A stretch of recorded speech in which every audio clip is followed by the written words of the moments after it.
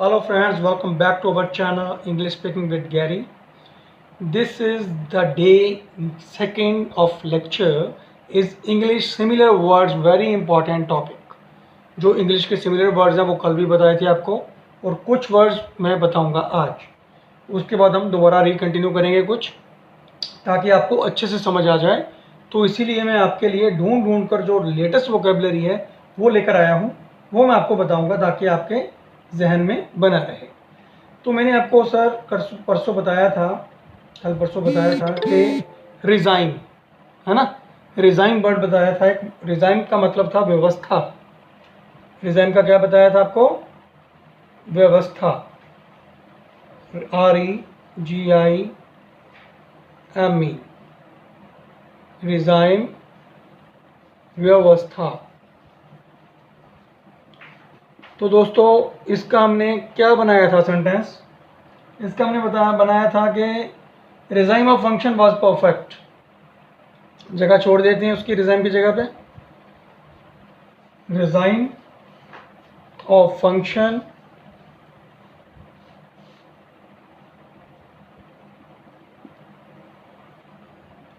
Is perfect. Perfect का मतलब बहुत सटीक, सही, एप्रोप्रिएट. ओके. तो भाई उस फंक्शन का व्यवस्था बहुत अच्छी थी. तो रिज़ाइन तो मैंने आपको बता दिया था, ठीक है ना. अरेंजमेंट आ जाएगा, वो नॉर्मल सी बात होती है, लिखने की ज़रूरत नहीं है. कहो तो मैं लिख देता हूँ. अरेंजमेंट तो सबको मालूम ही है ना. अरेंजमेंट तो हम बोलती हैं ज़्यादातर. अगर कोई कह रहा हो arrangement of function is perfect, अगर आप कह रहा हो, अपग्रेड वर्ड बताया था आपको, resign of function is perfect. नहीं तो आपको कह रहा हो इस्टेब्लिशमेंट, ES,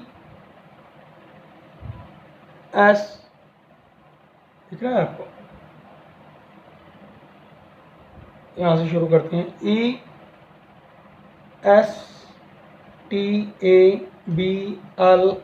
ESTABLISH, इस्टेब्लिशमेंट.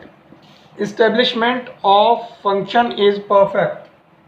या फिर आपको कहना हो उसने अरेंजमेंट, इस्टेब्लिशमेंट, दोनों चीज़ें ठीक हैं. अभी आप ये चीज़ देख लीजिए ताकि आप ज़्यादा कंफ्यूज नहीं होंगे. ये है अरेंजमेंट, जो मैंने यहाँ पर लिखा था भाई, वो है अरेंज. नीचे लिख देता हूँ मैं. Resign, establishment, arrangement. अरेंजमेंट का तो हमें सबको मालूम ही है कि भाई arrangement of function is perfect, establishment of function is perfect, resign is very upgraded words, और ये भी अपग्रेडेड वर्ड्स हैं, ठीक है ना. तो आपको नेक्स्ट सेंटेंस पे ले चलते हैं, ठीक है. नेक्स्ट क्या था हमारा? थम्पिंग.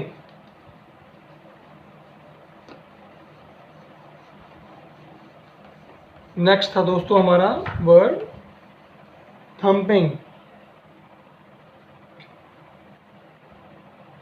थम्पिंग का मतलब होता है भारी. वो मैंने आपको बताया ही था. THUMPING, thumping. थम्पिंग का मतलब क्या होता है भाई? भारी.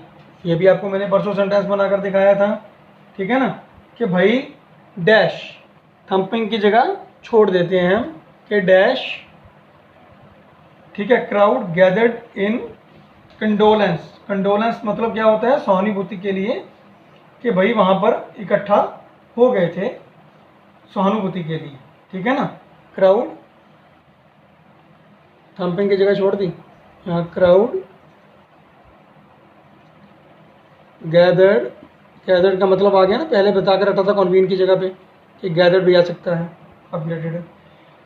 Gathered in condolence. कंडोलेंस पता क्या होता है भाई? यहाँ लिख देता हूँ कंडोलेंस. यहाँ लिख देता हूँ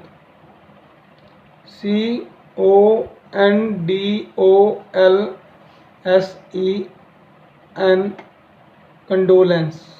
ENCE, कंडोलेंस, ठीक है ना. कंडोलेंस का मतलब होता है दिलासा देना. जैसे हम किसी के शोक पे जाते हैं, किसी के भोग पे जाते हैं, तो उसे क्या कहते हैं? कंडोलेंस के लिए जाना. भाई उसके शोक में प्रकट होना, उसके दुख में उसके साथ खड़ा होना, ठीक है ना. कि भाई thumping crowd gathered in condolence, ठीक है, यहाँ हैवी कर सकते हैं, जो नॉर्मल है वो लिखने की ज़रूरत नहीं है मुझे, है ना, हैवी या ऑल टुगेदर, जो सारा जो भारी, ठीक है, वो लिखने की मुझे कोई आवश्यकता नहीं है। तो आपको मैं बता दूं कि भाई आप लिख सकते हो थम्पिंग की जगह पे अपग्रेड वर्ड है जो whooping, WOPING, whooping, whooping crowd, भारी रश, ठीक है, क्राउड का मतलब भीड़, गैदर का मतलब इकट्ठा होना, कंडोलेंस का मतलब सहानुभूति के लिए, ठीक है ना। हुपिंग या फिर इनॉर्मस भी हो सकता है। नहीं मेरे दोस्तों, अगर किसी ने कापी पेंसिल लेकर लिखना है तो लिख सकता है, फोटो खींचनी है तो खींच सकता है। ह्यूज, ह्यूज का मतलब बड़ा, ठीक है ना, ह्यूज। बैंगिंग, ऊपर लिख देता हूं मैं, BANGING, बैंगिंग। या हो सकता है हैकिंग, W से, WHACKING, वैकिंग। या हो सकता है ह्यूमनगस, ह्यूमनगस,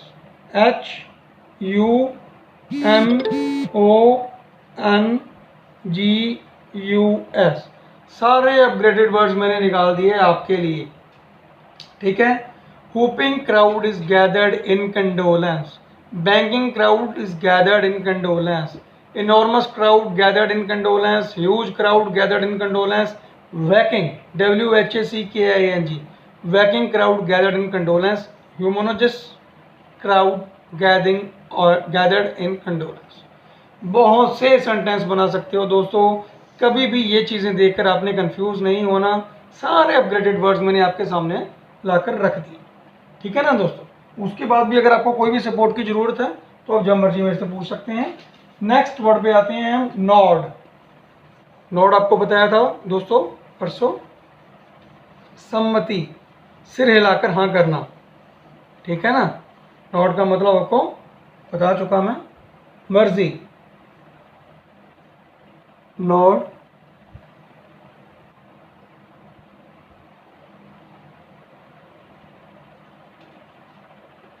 नॉड, सम्मति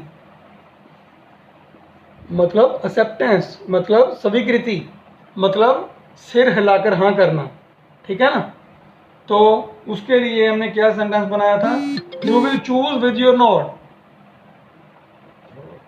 you will choose with your, अब यहाँ पर आ जाइए, नॉड हम यहाँ पर रखेंगे, नॉड या एक्सेप्टेंस, एक्सेप्टेंस तो सबको मालूम ही होता है ना कि भाई उसकी यहाँ पर ही कम होगा। योर यस, ये तो नॉर्मल सी वर्ड है, जो अपग्रेडेड वर्ड है वो क्या है, नॉड की जगह पे कॉन्सेंट, आपकी इच्छा, मर्जी, ठीक है। डिज़ायर, ये भी नॉर्मल है फिर भी मैं लिख देता हूँ, डिज़ायर हो गया। Assent, last but not the least, acquiesce, ACQUIESCE,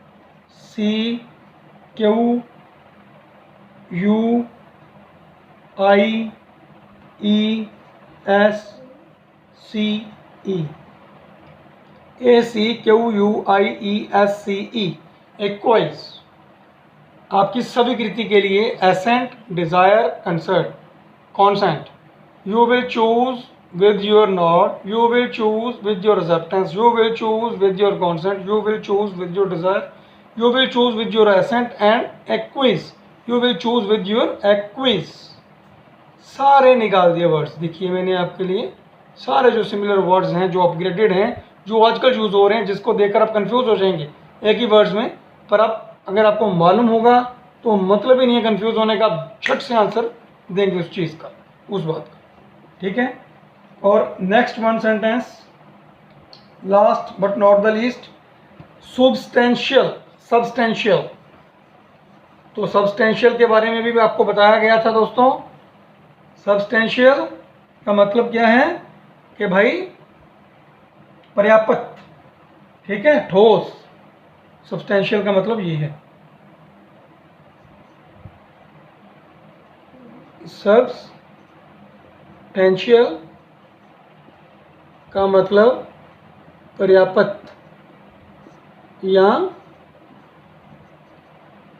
ठोस, ठीक है ना। तो इसके लिए हमने क्या सेंटेंस बनाया था दोस्तों, टेक डैश इंग्रीडिएंट, इंग्रीडिएंट होता है सामग्री, टेक,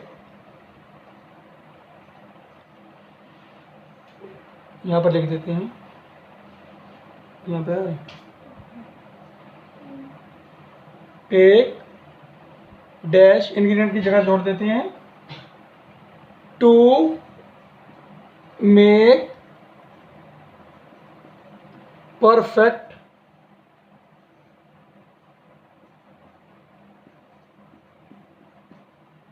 डिश। अब इसकी जगह पे क्या आ जाएगा, है ना, टेक सब्सटेंशियल पर्याप्त, take enough to make perfect dish, ठीक है। ये तो आपको सबको मालूम ही है। सब्सटेंशियल आपको मैंने बता दिया था।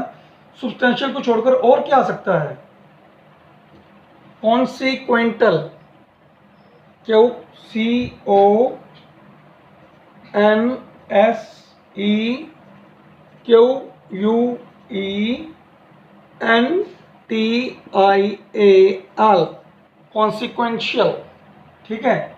यहाँ आ जाएगा आपका जेनरस, ये आपको यहाँ लिख देता हूँ, GENEROUS, जेनरस। यहाँ आ जाएगा आपका, ये तो सबको मालूम ही है वैसे, फिर भी मैं लिख देता हूँ, मीनिंगफुल।